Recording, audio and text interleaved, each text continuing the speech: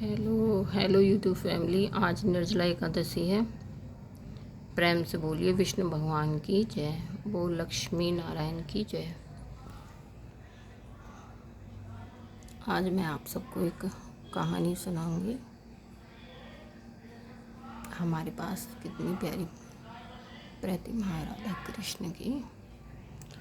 और देखो, ये है एकादशी की कहानी की किताब। मैं आज आपको इसे सुनाऊंगी।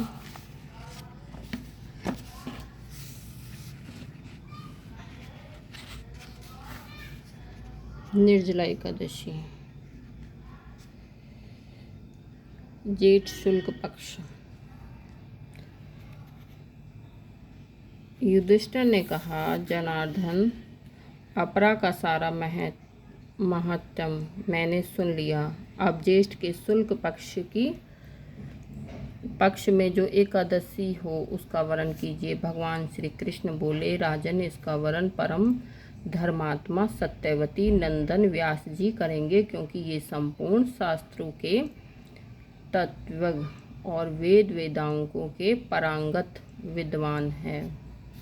वेद व्यास जी कहने लगे, दोनों ही पक्षों की एकादशी को भोजन न करें। द्वादशी को स्नान आदि से पवित्र हों, फूलों से भगवान केशव की पूजा करके नित्य कर्म समाप्त होने के पश्चात पहले ब्राह्मणों को भोजन देकर अंत में स्वयं भोजन करें। राजन, जनना शौच और मरना शौच में भी एकादशी को भोजन नहीं करना चाहिए। अगर किसी के यहाँ जन्म और मृत्यु भी हो जाए तो भी हमें व्रत नहीं तोड़ना चाहिए। भोजन नहीं करते बेशक पूजा मत करो, लेकिन व्रत रखना चाहिए। यह सुनकर भीमसेन बोले, हे पितामह, भ्राता युधिष्ठिर, माता कुंती, द्रौपदी, अर्जुन, नकुल और सहदेव आदि एकादशी को दान में व्रत करते हैं और मुझसे एकादशी के दिन अन्न खाने को मना करते हैं। मैं उनसे कहता हूँ कि मैं भूखा नहीं रह सकता। व्यास जी बोले, भीमसेन, यदि तुम नरक को बुरा और स्वर्ग को अच्छा समझते हो तो प्रत्येक माह की दोनों एकादशी को अन्न ना खाया करो। भीमसेन बोले, पितामह, मैं आपसे पहले भी कह चुका हूँ कि मैं एक दिन एक समय भी भोजन किए बिना नहीं रह सकता।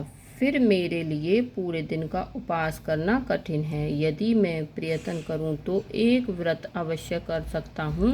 अतः आप मुझसे कोई एक व्रत जिससे मुझे स्वर्ग की प्राप्ति हो। व्यास जी बोले, भीमसेन, कृष्ण और मिथुन संक्रांति के मध्य में ज्येष्ठ माह की शुक्ल पक्ष की एकादशी होती है, उसका निर्जला व्रत करना चाहिए। इस एकादशी के व्रत में स्नान और आचमन जल वर्जित नहीं है। इस दिन भोजन करने से व्रत नष्ट हो जाता है।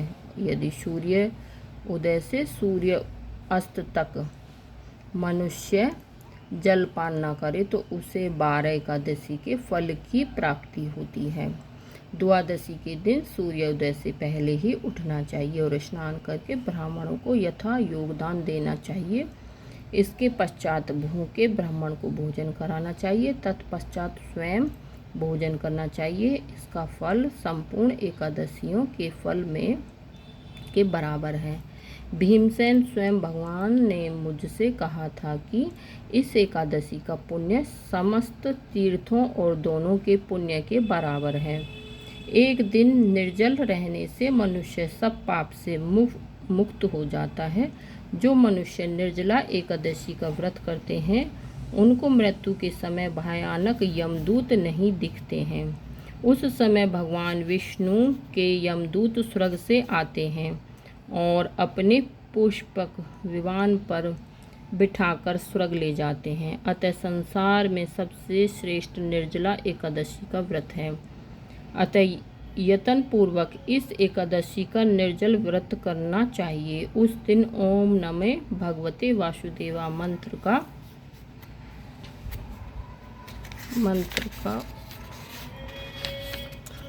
उच्चारण करना चाहिए।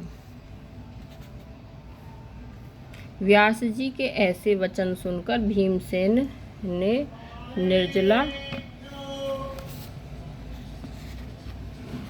निर्जला व्रत किया। इसी एकादशी को पांडव द्वादशी भी कहते हैं। निर्जला व्रत करने से पहले भगवान की पूजा करनी चाहिए और उससे विनय करना चाहिए कि मैं दूसरे दिन भोजन करूंगा, मैं इस व्रत को श्रद्धापूर्वक करूंगा, इससे मेरे सब पाप नष्ट हो जाएंगे। इस दिन एक बड़े वस्त्र में ढककर स्वयं साहित दान करना चाहिए। स्वर्ण दान करना चाहिए। जो मनुष्य इस व्रत को दोपहर में स्नान व तप आदि करके स्वर्ण का दान करते हैं, उनको करोड़ों स्वर्ण के दान का फल मिल जाता है। जो मनुष्य इस दिन यज्ञ होम आदि करते हैं, उसका फल वर्ण भी नहीं हो सकता। इस निर्जला एकादशी के व्रत से मनुष्य विष्णु लोक को जाता है। जो मनुष्य इस दिन अन्न खाते हैं, उन्हें चांडाल समझना चाहिए। वे अंत में नरक में जाते हैं। ब्रह्म हत्यारे, मद्यपान करने वाले, चोरी करने वाले, गुरु से दोष करने वाले, असत्य बोलने वाले इस व्रत को करने से स्वर्ग को जाते हैं। हे कुंती पुत्र, जो पुरुष या स्त्री इस व्रत को श्रद्धा पूर्वक करते हैं, उनका निम्नलिखित कर्तव्य है। उन्हें सर्वप्रथम विष्णु भगवान की पूजा करनी चाहिए, तत्पश्चात गौ का दान करना चाहिए। उस दिन ब्राह्मणों को दक्षिणा, मिष्ठान आदि देना चाहिए। निर्जला के दिन अन्न, वस्त्र, छत्र, उपनाह, छत्र मतलब छाता आदि का दान करना चाहिए। जो मनुष्य इस कथा को प्रेम पूर्वक सुनते व पढ़ते हैं, तो उनकी स्वर्ग की प्राप्ति होती है। उनको स्वर्ग की प्राप्ति होती है।